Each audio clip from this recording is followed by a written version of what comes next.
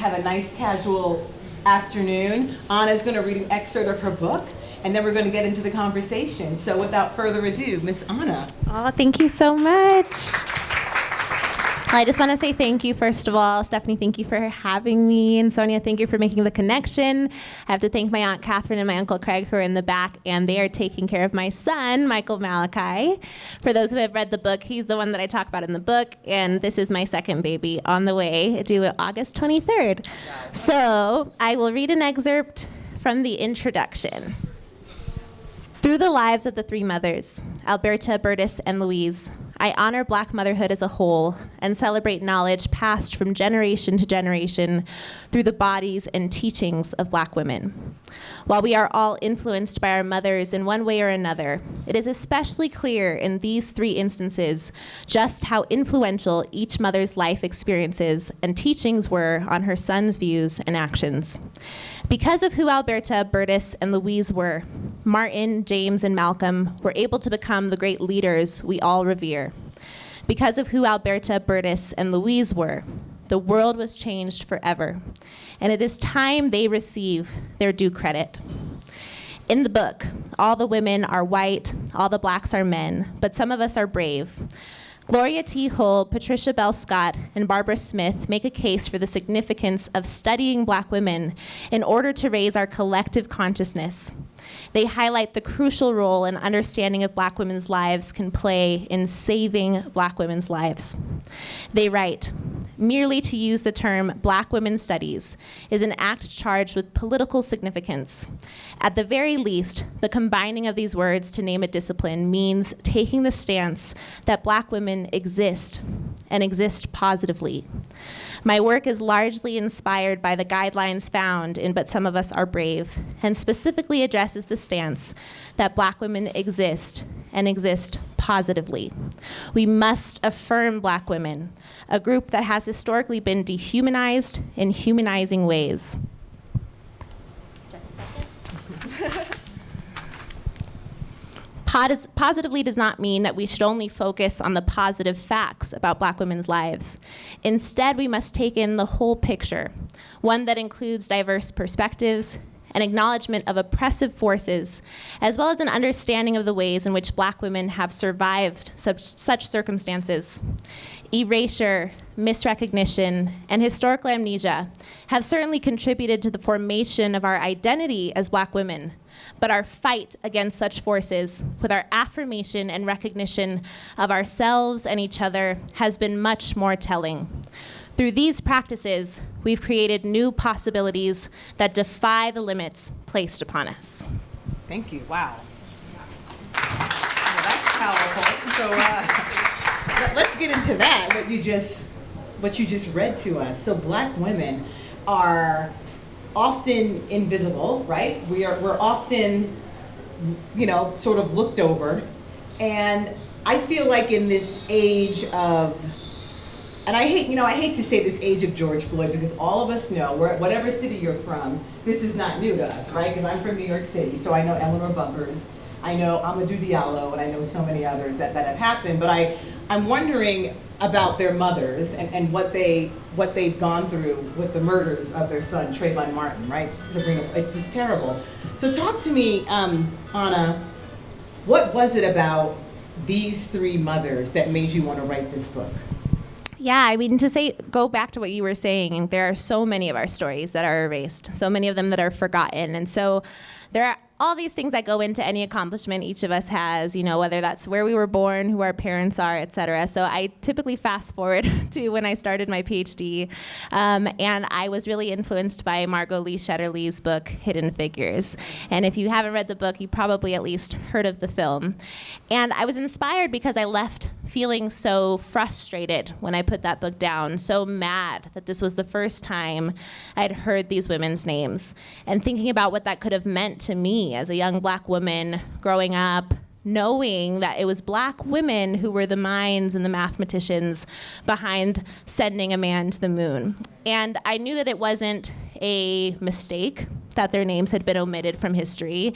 It's not like someone said, oops, who forgot to tell you it was actually Black women all along. It was very intentional. There was something very specific happening to make sure that we were kept out of the story because we didn't fit this patriarchal, racist notion of who the leaders of the story typically, what they believe they should be. And so when I started my PhD, all I knew was I'm going to be somebody who finds other hidden figures. I'm going to be somebody who joins Margot Lee Shetterly, who you introduced me to, which is such an honor because she was so important for my journey. But I had to narrow it down. There were many, many, many examples that I could have chosen from. But I decided to think about the other layers of erasure that I could address with one project. Number one being the fact that we talk about the civil rights movement all the time. We're going to continue to come back to it when we talk about policy moving forward. We're always thinking, how is what we're doing right now lining up with what our civil rights heroes had in mind for us? But we speak about it from such a male perspective, which we know is completely inaccurate. I knew that more people would pick up the book if the names Martin Luther King Jr., Malcolm X were on there, James Baldwin as the third, but I wanted to do something very feminist in that. So it's kind of like a hook and a trick to get people to read the book, and you leave still saying, I'm now learning a Black woman's story. And every story is a woman's story. Every story is a mother's story. And so that was kind of my hook to get people involved. And when I discovered that all three of them were born within 6 years of each other, and their famous sons were all born within 5 years of each other, it just felt like this beautiful trio of stories to tell that also celebrated the nuance of Black womanhood, that it couldn't be reduced. They were all very different from each other. We weren't just going to be represented in one way that was monolithic. This is how Black women are so often represented, as if we're all the exact same, when in reality it's our differences that have made us so strong and so powerful. But there are intersections in our stories that do bring us together in a beautiful way, and that's something that I wanted to accomplish in the book. And you did, okay, and you did. Thank you for that. Out of the three mothers, is there one that you relate to the most? It's so I get this question a lot, or who my favorite is, or what are the others? No, I really love all three of them, and I think that there's different things that I relate to with all three of them, and different things where, again, I'm very different from all three of them. So with Alberta, I don't know how many of us have read the book, so I'll kind of give teasers. Yeah. Alberta King, one of the things that really is important to her identity is that she was very privileged. She had access to education. Her parents were the leaders of Ebenezer Baptist Church. So even for a tangent there, we've said in history that Ebenezer Baptist Church was MLK Sr.'s church. That's inaccurate. It was actually Alberta King's parents' church. I didn't know that. Did you all know that? I did not know that. That's a complete erasure of her family, her story, and all of the organizing that happens on the maternal side of MLK Jr. So that's something we can get into later. But something she cared deeply about was the fact that even if you had access to privilege, you used that to advance a cause forward for your entire community.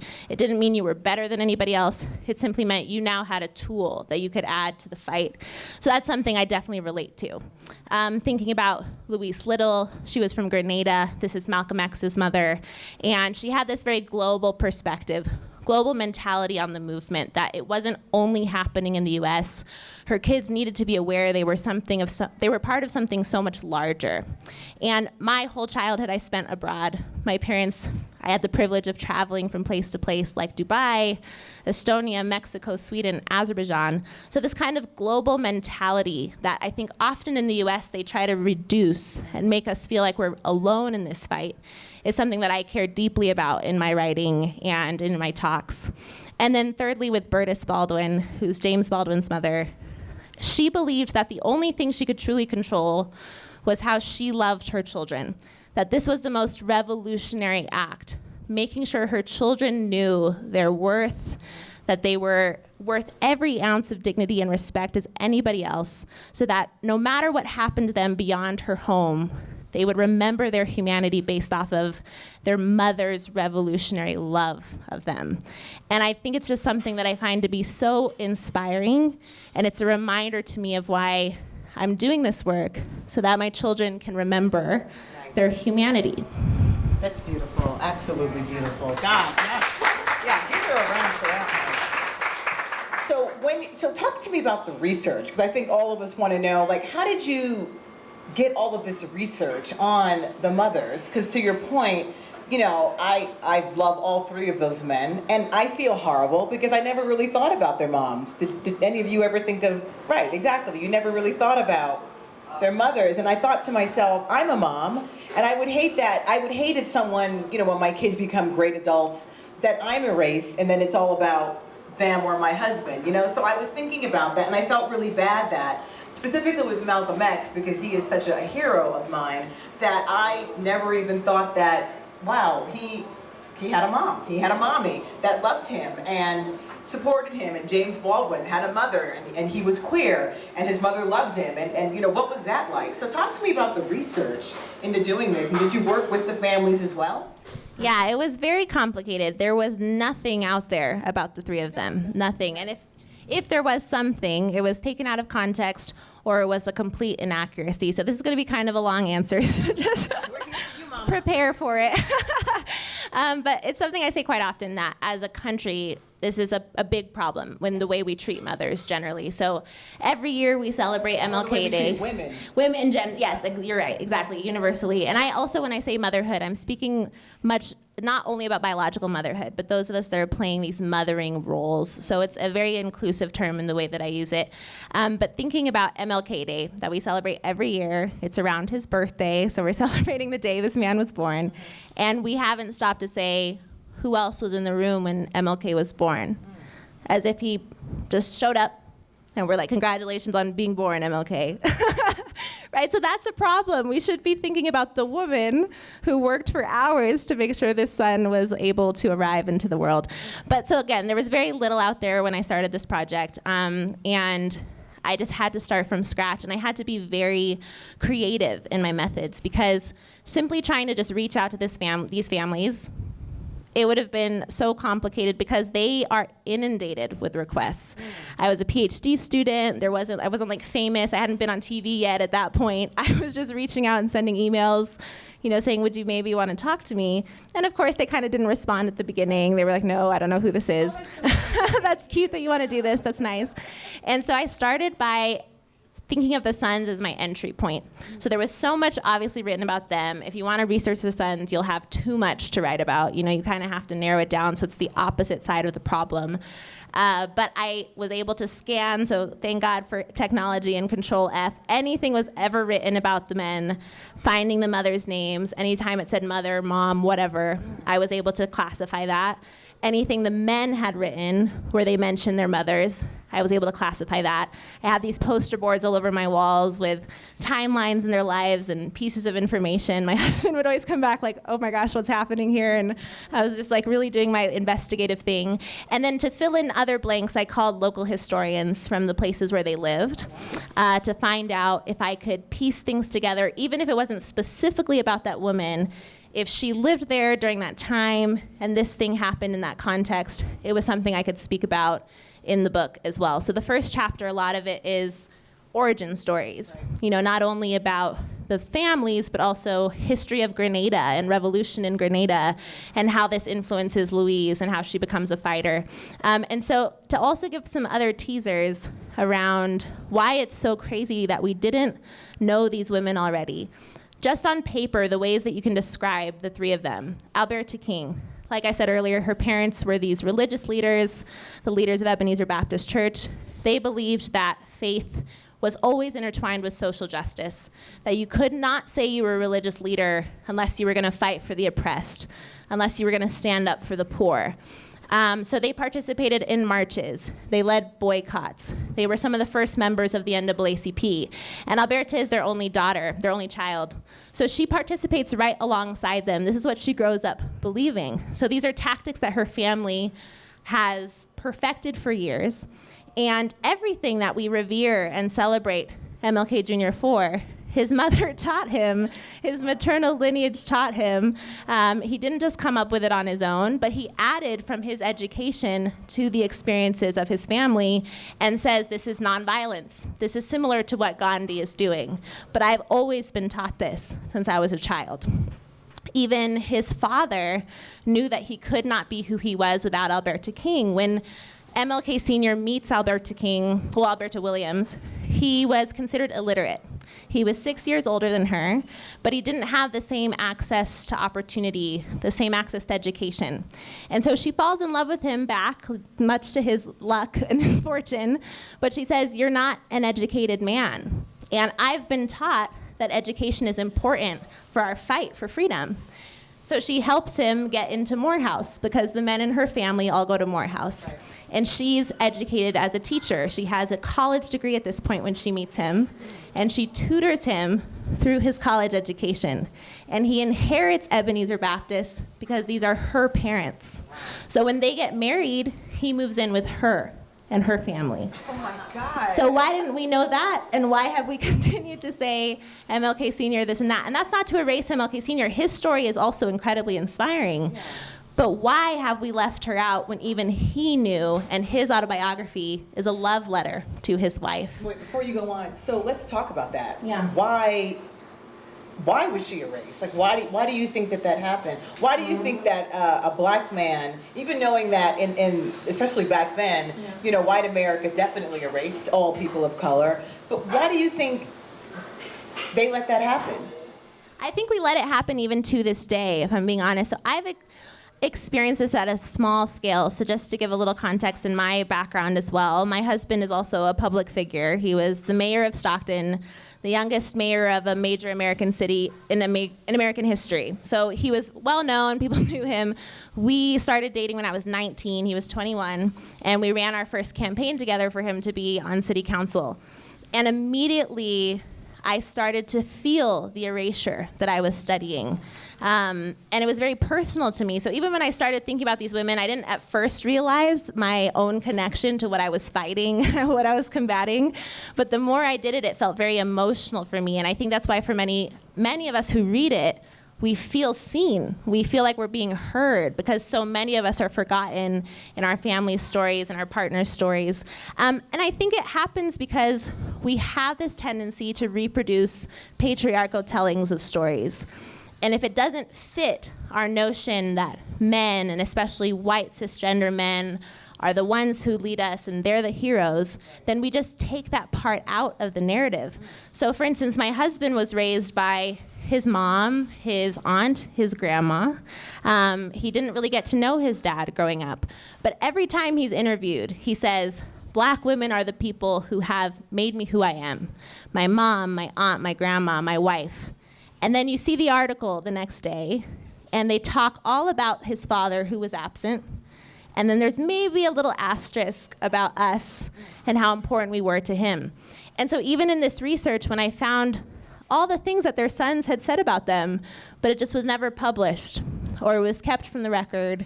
For instance, James Baldwin, he's buried next to his mother. He died before she did, and one of his dying wishes was that when it was her time to join him, she would be buried next to him, because he knew people would want to honor his life. He knew people would want to come and see him, you know, pay tribute to him. And he was saying, his final statement was, "You cannot pay honor to me without doing that with my mom." And their plaque says Baldwin in the middle, Burtis on one side, James on the other. If that's not a testament to a son understanding how important she was, and the rest of us don't know this, even though we love James Baldwin. So you go back after reading the book, you actually do see a lot of evidence of the mothers' lives. They're there. The sons were giving them, you know, their due credit. It's just the way that historians and scholars reproduce the story to fit what they felt was more appropriate. That's wow. Okay, so that hurts my heart. Doesn't that hurt you that we're so, and not even just black and brown women, you know, all women, we're always the back, right? We're always regulated to the back of the room. Women are just seen as, you know, having babies. Oh my God, you're a mom, that's so sweet. You know, it's never equal. We're never equal to men, and we really need to change that narrative because I think it's very, very important. And So how did these mothers feel about this? They were fine playing the background, or it was just a sign of the times? And that's a great question. I really wish I could have interviewed the moms, of course. That's the thing that I think is missing the most in the book, is that it's clear I wasn't able to ask them personally how they felt about any of this. And because anything that's been written about them has been written largely by men, you just don't get a very clear perspective. So for example, Alberta King, I don't want to give too much of the book away. I'm giving a lot of facts, but it's fine. There's a lot in there. She not only outlives MLK Jr., but she also outlives her second son, AD. So she loses 2 sons within a year of each other. And when her husband writes about this in his autobiography, and this is the only real perspective we have of it is from his perspective, he says, she was so incredibly strong. And that's really like all he says. And I think as women, we know that quite often the men in our life don't fully understand the range of emotions that we're experiencing. And we're often, especially Black women, congratulated on how strong we are, how resilient we are. This is what we're always celebrated for, not for the complexity of our emotions, nor the wholeness of our feelings and our journey. And so that is something that I'll never know because I didn't get to ask them directly. And then the last thing I'll say about that is, again, even those of us who are trying to revere these women, and not only these 3, but women in history, we have to be careful about not reproducing, again, what patriarchy has told us to do. So, for example, I'm often told that I am the woman behind the great man.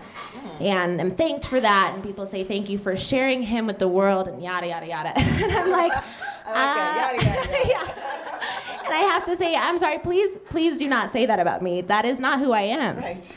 And do not ever write that as if I agreed that that's who I was. Right. This is who I am, here's my identity, here's what I'm passionate about, and we have a mutually supportive relationship. Is that so crazy? Like, why do you keep trying to say and put me in this box and in this category of who you think I am? And so we have to be careful about how we do that with women we talk about generally. I actually don't think any of them said, I want to be in the background. They might have said, and I can see especially in Alberta King's case, she was a very traditional woman. I could see her thinking like, it's my role to support my family. It's my role to be behind them. And there's nothing wrong with that. But I don't think she would have said, it's okay for me to be forgotten. It's okay for people to not know my contributions in my children's lives. And so one of the things that I hope this book helps us accomplish is that we now have more control than ever before over defining our story for ourselves. And it's something Audre Lorde cared deeply about, someone who I love every single thing that she wrote, but we have to define ourselves for ourselves. And so it's something that we can do now, and something that Alberta, Bertus, and Louise didn't have as much access to doing. So it's one way we can honor them. Absolutely. So when you were doing your research for the book, what did you see was significantly different or alike in the way that these mothers raised their sons? Oh, yeah. Oh, and I wanted to get back to something actually before, in terms of an example of how the research was so complicated. And then I'll come back. You're going to have to remind me what this one is, though, because I have now I have this other thought. But with Louise Little, for instance, if you Googled her before, it said something like, Louise Little went crazy. Right, she had mental illness. She had mental, well, we're going to get into it. We're going to see what we think after we know more of the context of it. But that was the asterisk. That was the thing that was taken out of context that said, she went crazy. This is why her children were taken away from her. How sad. First of all, it's just a terrible way to talk about somebody. Why would you say they went crazy? Like, that's just politically incorrect. But on top of it, I thought, when I read this, I said, there has to be more to this. There's something else to this story. So the more I discover through, researching and reaching out to scholars who were experts in the sons, this was another important part of the research, and asking them, do you have anything on the moms? Do you have any folders, anything that, others haven't asked for before? And they did. They said, yeah, actually, I have this whole thing, all these files, all these scanned documents, so that no one cared about them before. So here they are. And so one of the things that I was able to learn about Louise Little, she is this radical activist. She, again, was born in Grenada, influenced by her grandparents who believed in Black independence, Black pride. You stand up for yourself by any means necessary. You are self-sufficient. You learn to garden, you learn to hunt, you learn how to build your own home so that you never have to depend on your white oppressor. And so, not to cut you off, but even the autobiography of Malcolm X doesn't. No, it doesn't say this at all. It doesn't. And we'll talk, and that's something that's also really important.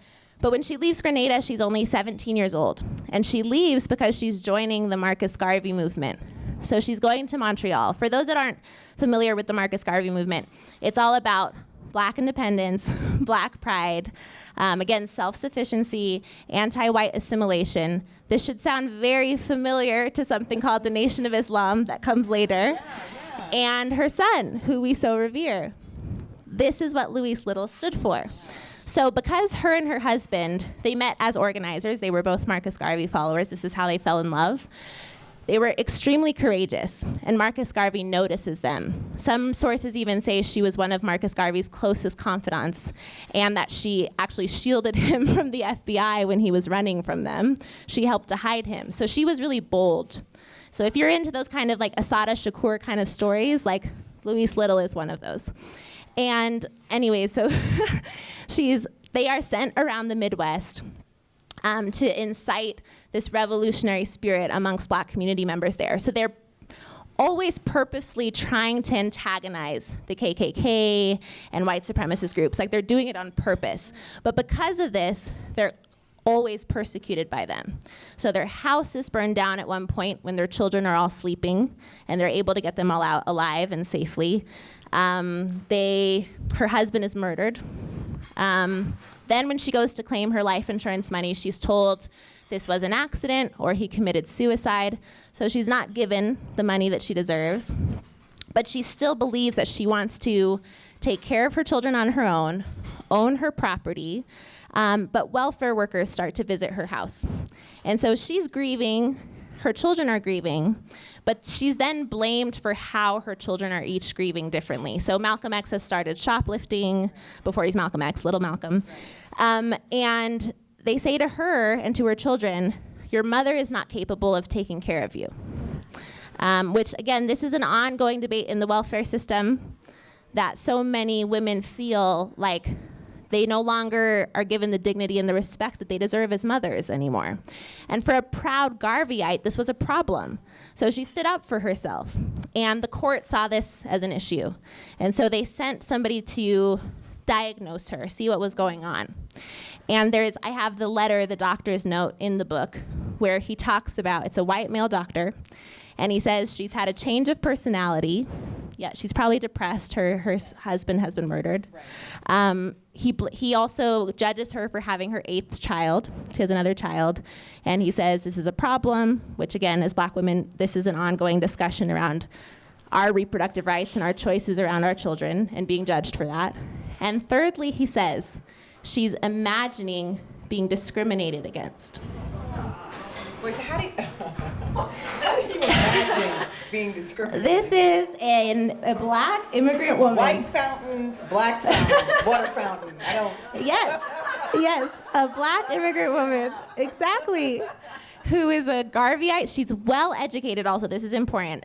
She was multilingual. She was well educated.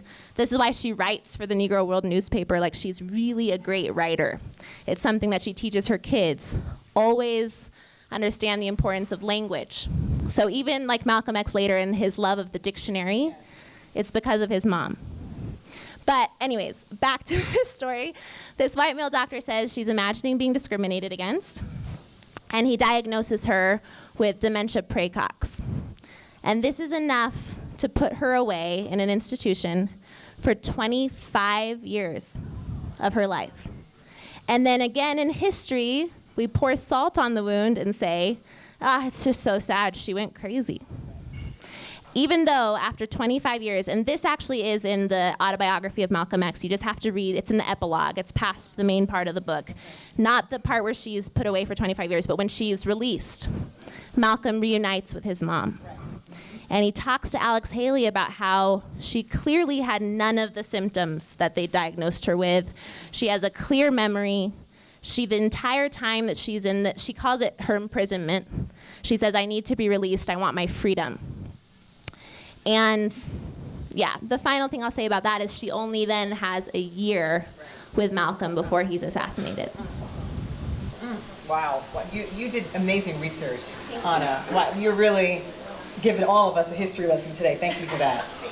But let's get back to that other question. So yes, there we go. See, I knew you were going to tell me. No, we love that. That was a great, I didn't know any of that. And again, I feel horrible about this. What were the significant differences in the way the three mothers raised their sons? They were really different. And a part of this book is also celebrating these different approaches to our freedom and our freedom movements, because again, another thing that happens in our American telling of history, and we're having this whole debate right now around critical race theory and what we get to teach in high schools, but it's all a reduction of our history that says you need to be this way, or MLK Jr. was always about peace, and he was always about this dignified way of standing up for yourself. And even that is a reduction of his story. You know, even Dr. Bernice King, his daughter, will tell you all of these things are being taken out of context. And so we have to remember all the different approaches and how important they have been to our movement. We cannot fall victim or even, be tricked into thinking there's only one way of doing things. And so the three mothers really show in their stories why their sons even had different approaches to the movement.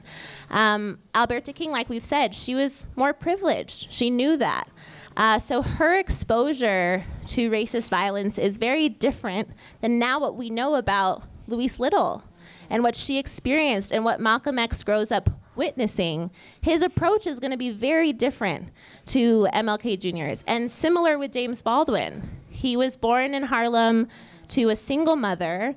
He is poor, he is black, he's dealing with all of the intersecting disadvantages. But her approach is a really unique one, and this is why we now see why James Baldwin also is not the exact same as Malcolm X, nor MLK Jr. Again, even though they're all born within 5 years of each other, her belief was that you always had to seek light and love and healing. She was very all about love and light and peace. And one of the reasons that I think this happened is because she lost her mother when she was very young. I actually believe through my research that her mother died in childbirth.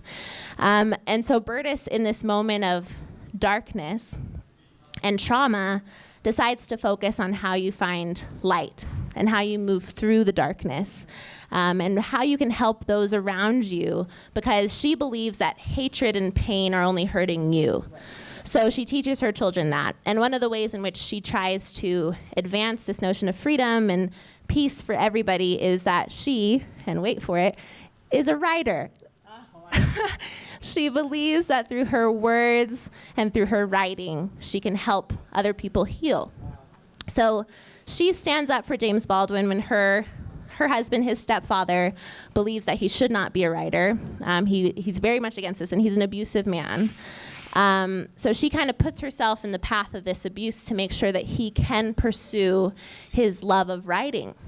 Because she sees this as a path, again, for freedom and peace and whatever. So later, when James Baldwin says and calls himself a witness to the power of light, it's not just a beautiful thing for him to say, he's directly quoting his mother. So those are just three different approaches. We have the marcher, the boycotter, the NAACP activist in Alberta King. We have the by any means necessary, you stand up for yourself, and even if it means you're risking your life, you're risking your freedom, like Louise Little, you continue to stand up for yourself. What she cared deeply about was what her kids saw her do. Even if she was gonna end up behind bars, it was as she saw it, even if at one point she has a literal face-off with the KKK and she could have been killed that day, she wants her kids to know you stand up for yourself. This is the Malcolm X that we get to know later. Or it's Burtis, who says, I'm not a marcher necessarily, I'm not an activist necessarily, but I care deeply about the revolutionary power of love and healing and communicating that. And how did she deal with his queerness? It's such a beautiful thing between the two of them, because it's something that did not come up much in my research, in the sense that she doesn't write about it. He doesn't say much about it. All he ever talks about is how amazing his mother is, how loving and accepting she is. And she says all about, I just want my son to be happy. I want him to do what he wants to do. And there are letters where she talks about her concerns for his life. So it's not like she's not keeping some of her concerns, but her concerns are that he drinks too much, that he smokes too much. She doesn't like that he cusses sometimes. So these were the things that she was like, Jimmy, come on, you could be, don't be so, mad with these cuss words, But so I feel like if she actually had an issue with his queerness, she would have said it. Right. It would have come up. And because he never hid who he was, Right. she knew who he was. And the other part of the evidence that I have for that is that she welcomed all of his friends and all of his partners into her home. So the James Baldwin House in New York is like a historic destination, or a tourist destination, a historic landmark. And everyone in the Baldwin family sees this as Burtis's home, not James's. This is actually the home that he bought for her. And so this is the place where she brings she has 9 children, also important to know.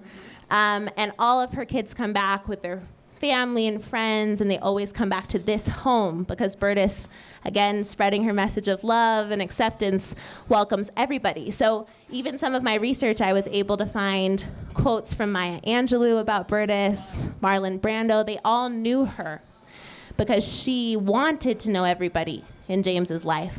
So I feel like she was just really ahead of her time. She didn't make it a big thing. Good. So that's my opinion on it. I don't know for sure 100%, but I'm the world expert in Burtis, so that's my opinion on Burtis right now. We'll see if anybody contradicts me later. So you're a Black mother, and you're growing your family. Congratulations on that. Thank you. So in doing your research, yes, on this book, how are you going to apply that to raising your children? They have influenced me in such powerful ways. When I started writing the book, I was not a mom yet. I just always really revered mothers. I knew I wanted, to do this, to talk about that, even that layer of erasure, that we universally erase the role and importance of motherhood. So to then be expecting my firstborn while I was in the middle of this research was so beautiful. And I kept thinking, there's something I'm supposed to learn, like deeper, not only about their lives, but how this applies to my motherhood journey. And there's countless ways that they've influenced me, but one thing I'll say is that all 3 of them, despite how different they were and what they taught their children about the approach to the freedom movement and Black pride and fighting white supremacy, they all intersected in the notion that their children needed to be aware of what was happening in the world. That as Black mothers, we don't get the luxury of ignorance. We don't get to say to our kids, you're gonna be fine, nothing's happening out there. We have to say, listen, this is the history, this is where we've arrived as a nation. If you see why a police officer can put his knee on someone's neck for 9 minutes, I need to tell you how this is happening. I can't tell you that that's not real, or that that's not what we're actually living through. But what they also were able to do so beautifully was make sure their children were not limited by their knowledge of what was happening, but instead that they realized the power of their agency, the power of what they could do to change it. And then the third part of this that I think is crucial is that could be a lot of pressure. It's a lot of pressure for Black moms. It's a lot of pressure for Black children to say, be aware of what's happening and be part of the change. You have no choice. But the third thing is that they all also acknowledge we are part of something much larger. We are part of a larger team. It's not only you. It's not only me. This is generations of people. And I'm telling you what I've been taught by my family, what I've been taught by my city, my country. These are strategies you can use. But also know, because you're not the only one of the most powerful things you can do in this fight is love. Live life. Right. Relax sometimes. It's not every single moment that we're fighting, because then we're losing already. Feels like we are, doesn't it? It does feel like that. It feels like we are. It does. And I think we all have to find that moment of, I can just sit there and watch my son blow bubbles in the air. Right. And that's powerful. Yeah. That's part of what we're fighting for. And I think all 3 of these women, and we learn their stories, and you see moments that are also so joyful in the book. It's not only about pain. It's not only about grief. Of course, that's important. We need to speak about that. But you also see scenes with Malcolm gardening, because Louise wanted him to know how to garden. And so he's laying by his peas. This was his favorite thing to garden. And he's looking up at the sky, dreaming about his future. That's also an important thing that the mothers have taught me. So it's this kind of 3-pronged balance of awareness of the charge that we have as Black people, in my opinion. We we can't just ignore it. But we also do get to rest. And we do get to find joy. And we do get to experience love. You know, and you basically already answered. I was going to ask you, so what do you think of the impact of Black women in motherhood, like in America, and also just women in general? Like, what is the impact of motherhood on a Black woman and on women? That is so hard to summarize. I have a lot to say about motherhood. Gosh, I don't even know how to start. I think one of the thoughts that comes to mind for me is a general new awareness, hopefully, again, that this book brings and conversations bring around the influence and the power of motherhood. Something my mom always said, and she was, this lawyer that we went abroad and had this privilege of traveling abroad with, both my parents. And she really believed that you could relate everything back to motherhood, everything back to the way women were treated, but especially those who were our caretakers. So again, not only biological mothers, but those who were raising other people or who were teaching us, our essential workers in a lot of ways are doing mothering work. So she really believed if you're not focused on these roles, if you're not giving these roles in society the support they deserve, the recognition that they deserve, if policy is not lining up in a way that gives them the backing that they need to perform this essential role in our society, then there's going to be an issue. And so the more we can recognize moms, like this book is not only about saying, know these three names. It's about what policies need to change right now that could have made their lives easier and would make the lives of not only Black mothers, but all mothers, and then because of that, all people easier today. And, we can talk about the lack of parental leave in the United States. We can talk about the lack of affordable childcare, even the lack of gun laws. All of these things are connected to these three mothers' stories. Does anyone have any questions for Anna now that we have her here? Thank you for this beautiful, wonderful book. Does anyone have any questions? Oh, wonderful. Okay, Sarah, go ahead. Thanks. First of all, I just want to say thank you so much for this beautiful gift that this book is. Yeah, thank you. I'm curious if you have any thoughts about just expanded generations of, did it bring anything about that forward for you to connect these generations of families together? And can you say something about that? Yeah, and just for anyone who didn't hear, the question was about generations and what it brought up for me in terms of what the families taught me about, I would say, even generational knowledge. And it was crucial. I mean, even going back to what I said at the beginning, when we think about MLK just kind of popping out of nowhere, it's just ridiculous. But we really speak about these leaders as if they are, these like deities that aren't human beings. And so one of the things in studying generational knowledge, not only generational trauma, but also generational healing and generational, knowledge around fighting, is that we understand not only their connectedness to the past, but the connectedness to who we are right now and what we're fighting right now. It's not separate. We're not completely reinventing something. We're building on something. And it's actually a strategy of oppression to make people think that something ends with one person.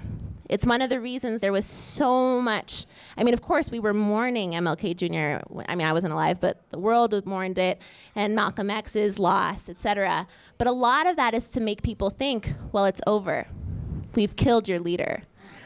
That is not the case. Generational knowledge tells us it's continuing. It's sustained. And what we're doing right now is connected to that. And just a fun fact that I love to share, just because I think it's interesting. With Bertus Baldwin, she was born in 1902 or 1903. It's not clear because there's a couple different records on this. But she overlaps in life with another hero from Maryland, the state of Maryland, the Moses of her people, Harriet Tubman. Harriet Tubman. Oh, beautiful. She's always with us. Yes, I love that. So she doesn't pass away until 1913, Harriet Tubman. And then Bertus doesn't pass away until 1999, and I was born in 1992. So Bertus's life overlaps with Harriet Tubman on one end and mine on the other. So there's just this really beautiful connection with our stories. And I think especially in the United States, our history is very recent history. So like when we're talking about generational knowledge, this is how close the history is. I was here when Bertus Baldwin was also here. And that's just important for us to remember. I don't know if that fully answers your question, but yeah, okay. Juliet? Well, this follows up on what you were just saying about the story doesn't end. The discussion made me think of The Immortal Life of Henrietta Lacks. I love that book, yeah. And I guess my question to you, in that book, the author is going back and forth talking with the family, and then part of the book is really about her interactions with the family. Yeah. Have you had much in the way of interactions since the book came out with the three different families? Yeah, that's such a good question, and thank you for bringing me back, because I told you that research answer was such a hard one, because there were so many things to talk about, and I forgot to say crucial things, so thank you for that. The question was about the Immortal Life of Henrietta Lacks, and how Rebecca Skloot, who's the author of that, was able to kind of go back and forth between like historic context and intertwining what the family was saying, and so all of that. Yeah, it's a really beautiful book. But at the beginning, like I said, they didn't want to talk to me at first. But then when I went in and really like did so much research and was then able to say, here are some things you might like to know about these three women. For instance, I found that Bertus's mother's death certificate was the same month and year as Bertus's birth certificate. So there was something they didn't know, that she probably lost her mother in childbirth, like that this was very early. So I was able to share their grandmother or their great-grandmother's death certificate with them, because I was going through these like not only census records, but local historians were going in to find documents for me. So that gave me an opening, for instance, with the Baldwin family. And they were the most open to talking to me. So I was able to interview two of the grandchildren, Bertus's grandchildren, and two of her daughters, who are very much still alive. So it's another thing for us to remember, the humanity of these men. Their loved ones are still very much alive. And that's why also they don't want to be asked all these questions. This is very personal for them, you know, and it often is quite dehumanizing the way scholars approach them when they're always trying to look for the next scandal and the next thing, you know, like the fact that we're every year told, next year we're going to find something else out about MLK Jr. It's like, oh my goodness. I mean, I get sort of why we want to know, but can we like let this man rest in peace? His children are still walking on this earth. Like, this is so traumatic for them. And then it makes it really difficult for researchers like me to get some answers for some very normal, respectful questions, because everyone's really scared. So that was one with the Baldwin family. I was able to have contact with them. With Bernice King, she didn't want to be interviewed, but she referred me to the archival team at the King Institute, and they were extremely helpful. Again, these were files that people just hadn't asked for before, but once I had those, I had a very clear understanding of who Alberta was. And when the book came out, then Bernice was very proud of it and shared it everywhere. Yeah, she's so sweet, so wonderful, and I'm so, just in awe of her and the way she's carried, again, the generational fight forward. But yeah, she called me like one of our change makers of the time, and I was like, this is amazing. We've really had a 180 here. But also just that, she feels that I earned it. I earned her trust. I had to work for it, though. She did not make it easy. And then with the Little family, so Malcolm X's family, I was able to speak to one of his daughters. It was a confidential conversation, so I can't say who it was. But this is kind of a funny part of the research. I never knew when they were going to get back to me. So I was kind of leaving voicemails or sending emails like, just please call me if you want to, whatever. And I was a teacher and a college counselor for several years while I was doing my PhD. And so at one point I was driving some students to a summer camp, and I get this call that's like, what's it called, unidentified number. Yeah. And I'm like, what is this? I'm like, fine, I just answer. And all these kids are in the back of the car, and it's Malcolm and Betty's daughter, one of them. And she goes, hi, says who it is. And I'm like, oh no. And I'm like, this is like the only time, I don't know if she's ever gonna call me back. This might be the only time. And so I'm like trying to interview her while driving kids. It was not a good combination at all. But just the few things that she said in that moment. And she called herself her grandmother's keeper. And she's checked in on me other times, and I just never know when it's gonna be. But anytime it's this number that I just am picking it up really quickly. And she just gives me little spurts of knowledge and wisdom. Even after the book was like done, it was just part of it was like, why didn't you call me like 2 months ago? But it's fine. What did she think of the book? She likes it, yeah. But that's all she told me. She was like, okay, I approve, and that was it.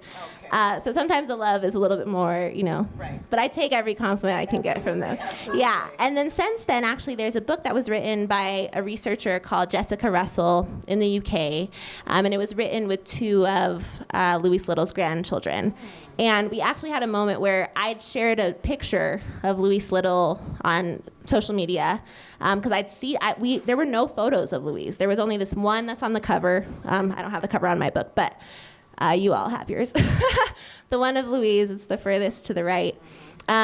This is like a scanned photo of like a passport picture, and then it was kind of like colored in. It's like a very, not even that accurate of a photo of her. So this other image emerged somehow, and I was doing all these talks, and everyone was like, look, we have like more of Louise. So I was really excited, and I shared this picture, and then I get this email, my publicist gets this email that's like, this author has used our picture to like promote her book, and she needs to take it down immediately, like all these things. And I was like, oh, no, that's not what I want to do. So my publicist didn't want me to do this, but I just reached out to them directly, and I said, I am really sorry. The only thing I want to do is honor her. And if I can even talk to you, or if there's anything I can do to promote your book, just like let me know. And they immediately were like, oh, it's no problem. We're really proud of you. So it turned, yeah, exactly, like we don't mind. And I think they just wanted me to know, like they also had put something together about their grandmother. So there is a book that's entirely about Louise Little, and her family had a lot to do with it. And I am actually talking to them on Saturday. We're gonna just see if there's some collaboration we can do together. Wonderful. Yeah, so another long answer, but that's the answer. Any other questions? Yeah. So, thinking about that in a historical context, even reflecting on my own life, Yeah. where part of the story of Black families is the absence of Black men. And so when they are there, like we tend to like overpraise them. Even just thinking about my dad and my uncles, and like even growing up, like my male cousins like did nothing. And so we were always cooking and cleaning and like even making their plates, and just that whole concept. And then even when some of the men in my family were cat dads, but no one talked about that. It was, oh, here comes Uncle so-and-so, Right. here's, Right. and so what's the, I don't know what my question is, but like, how do you balance that sort of, well, at least he stayed around, versus the absence of men and what that meant, whether it been through death or the judicial system, Vietnam War, all those sorts of things that happened, particularly in my community. But what's the Yeah, there's so many layers to that question. It's such an important one, and a lot of different thoughts were coming up for me as you were speaking. I like the fact that it's like we're praising a man because he's doing what he's supposed to do. Right. But for the mom, it's like, oh, well, yeah, you cook, clean, and change the, but Yeah, it's a really important point to bring up. I think, the thoughts that came to mind for me were, for instance, with all these 3 sons, Myron, Malcolm, and James, we knew like so much more about their dads, whether or not their dads were good or bad dads. So in the case of MLK Sr., he was a great dad. Like that's what all of the evidence says. So it makes sense that we've at least given him, some credit. And with Earl Little, the notion was that he was an activist, and therefore that had to be where Malcolm had inherited it from. But even in the case of James Baldwin, who has this very abusive stepfather and a terrible man, there's reasons in the book that we can explain a little bit more about the context, but instead of giving any credit to the mom who loves him day in and day out, we've talked about this abusive stepfather. So those are just 3 examples to, again, prove what you're saying. Like why, whether they're good or bad, are we giving so much credit to that presence or even lack of presence? It's like they have presence even when they're not there, even when they're not the ones putting in the effort. And is another example of what I was speaking about with my husband's story. There's always this assumption that even him not being there was more important to my husband than his mother being there day in and day out. So I don't know how we reconcile that, because the truth of the matter is there have been very strategic policies and attacks in place to separate the Black family. And I think one thing that Black women have done is we are always thinking about how we honor the men in our community. We are always thinking, how do we stand up for the men in our community? How do we, fight for them? It's a big part of our identity as Black women that we don't want them to be demonized and victimized and all of these things. And the thing that I simply am asking for, even in this book, is that be returned to us, that it be mutual, that in my honoring these 3 women, I'm not trying to erase the men. I don't want to forget the men. I'm saying, why have you forgotten us? And why do you continue to do so? So even in our conversations today, what can Black men do? Because there is this notion and understanding of Black women have held it all together. And then if we speak more universally about mothers, it's this expectation of mothers need to, if mothers are, if everything's going right, we don't thank moms. Like they're just doing what they're supposed to be doing. Right. But as soon as something goes wrong, yeah, it's where's the mom? What's that mom doing? And so I just want more balance in the conversation. And even like less of the heteronormativity around the assumption there. There's just so much that we're putting into these cycles and reproducing very hegemonic thinking that I think is very limited and very oppressive. And this is somewhat tangentially related to that. But even the way we talk about the victims of hate crimes, the victims of police violence, people are so much more likely to say his name than to say hers. I've been in so many conversations where people have said, I know it must have been so scary for you to have a Black son. Wow. It's scary to have a Black child. Why are we keeping our young girls out of this need to protect them? There's plenty of research that shows that Black girls are over-policed. We've seen the videos of girls tossed from their desks. And still, there's this constant notion of Black men need our protection. So you've just brought up a really important point that speaks to so many different things that really frustrate me as well. And I don't think it has to be, okay, let's stop talking about Black men. It's just, can we add a more holistic approach to our conversation that is more representative of our community? Thank you for that. Any more questions? Let's give a round of applause to Anna. Thank you so much for that. Beautiful.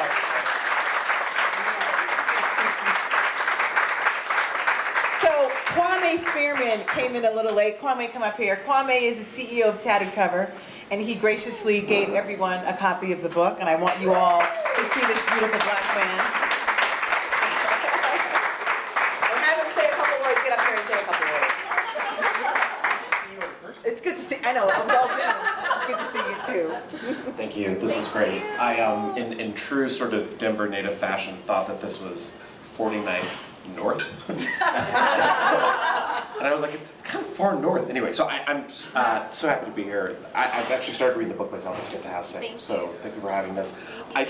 One of the things that I will say from a male perspective, what was so great is to just sit back and listen. And I think we as men need to do more of that to understand and to like sympathize. That's really all I have to say. Please go to Tattered Cover. Thank you all. Thank you. And thank you, Ami and LaFrench, for feeding everyone. This has been lovely. Thank you, thank you, thank you. Yes. And let's feed the pregnant mommy now because she's got to eat. Thank you, everyone.